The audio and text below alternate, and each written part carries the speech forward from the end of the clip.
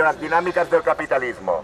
Nuestro compromiso con la población es denunciar estas problemáticas a las autoridades, aunque éstas no nos quieran escuchar. Las principales quejas son, en cuanto a corrupción y falta de democracia, la eliminación de los consejos de pueblo en localidades de menos de 100 habitantes, la confrontación entre administración local, provincial, autonómica y estatal, el favoritismo de grandes núcleos de población frente a los pequeños. En el municipio del Espinar, Ávila, hay una gran diferencia de infraestructuras entre sus 3 núcleos de población. El absentismo laboral de los cargos públicos, la falta de transparencia política y económica, la dedocracia, la compra del voto, el caciquismo. Varios de los pueblos por los que hemos pasado están endeudados y los vecinos desconocen el origen de esta deuda. La falta de participación ciudadana, miedo a hablar por represalias.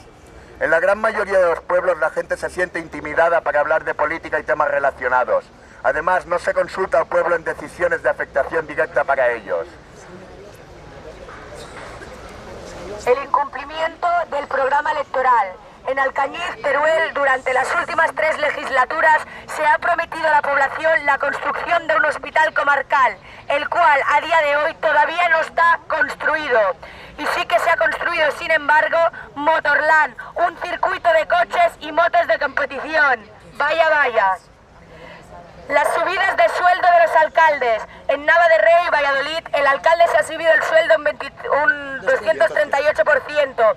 En La Gineta, Albacete, el alcalde con 8 horas semanales de dedicación a la alcaldía cobra 1.500 euros mensuales. La especulación inmobiliaria. En Calafell, Tarragona, existe la urbanización más grande de Europa. El pueblo pasa de 24.000 habitantes a más de 120.000 en verano. Las inversiones en infraestructuras que no llegan a ser rentables por no ponerlas en funcionamiento o simplemente por dejarlas inacabadas. En San Rafael, Segovia, existe una casa de la juventud ya construida desde hace 2 años, que permanece en desuso por falta de actividades. En La Carolina, Jaén, se cedió un terreno para construir un hospital que nunca se construyó. En Castellón se construyó un aeropuerto que se inauguró durante la campaña electoral, el cual a día de hoy no está operativo ni tiene previsto estarlo.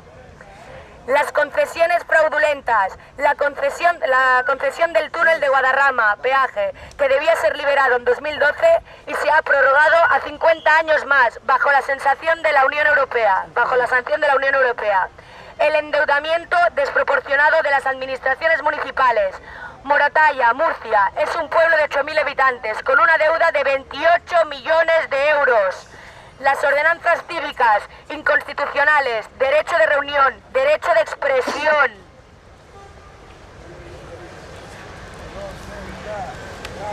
Pasamos a hablar de la problemática agraria y ganadera. El pago al agricultor por debajo del coste de producción, lo que influye directamente en el salario de los jornaleros y en los peores casos comporta un abandono de la agricultura y la ganadera por falta de rentabilidad. Por ejemplo, en Alatoz, Albacete, se paga al agricultor 20 céntimos el kilo de naranja y en San Clemente, también en Albacete, se paga a 2 euros la hora a los jornaleros que trabajan en la recogida del ajo. La imposición de cultivos por parte de la Unión Europea y multinacionales. Cultivo de transgénicos, algunos de ellos ilegales, con las consecuencias que estos comportan. Contaminación de los cultivos tradicionales y semillas estériles. El uso de productos químicos, muchos de ellos altamente contaminantes. En Lébrija, Sevilla, se promovió el uso de fosfoyesos para fertilizar las tierras de cultivo, los cuales se demostró posteriormente que contenían uranio radiactivo, contaminándose así toda la producción agrícola de la zona e influyendo también a las provincias de Cádiz y Huelva. La especulación con materias primas por intermediarios. En Valdeargolfa, Teruel, la almendra se paga a 2 euros el kilo al agricultor y esta misma se vende a 20 euros el kilo en las grandes superficies, teniendo en cuenta que el 80% del gasto de producción recae sobre el agricultor. La falta de promoción de la agricultura ecológica. La imposición de nuevos sistemas de regadío de coste elevado y en zonas de secano. La promoción de monocultivos y latifundios. Los excedentes agrícolas sin salida comercial. En la población de Santorcaz, Una señora es propietaria de 200 hectáreas de olivos, en los cuales solo se ha cosechado una mínima parte para consumo propio y el resto de la producción la ha dejado en el árbol por falta de rentabilidad.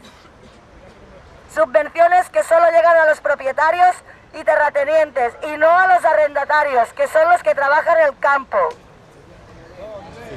Servicios de urgencias médicas a más de 3 horas en ambulancia.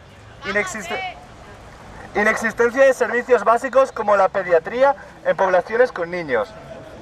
La falta de farmacias de guardia en pequeños pueblos o incumplimiento de la normativa por parte de estas.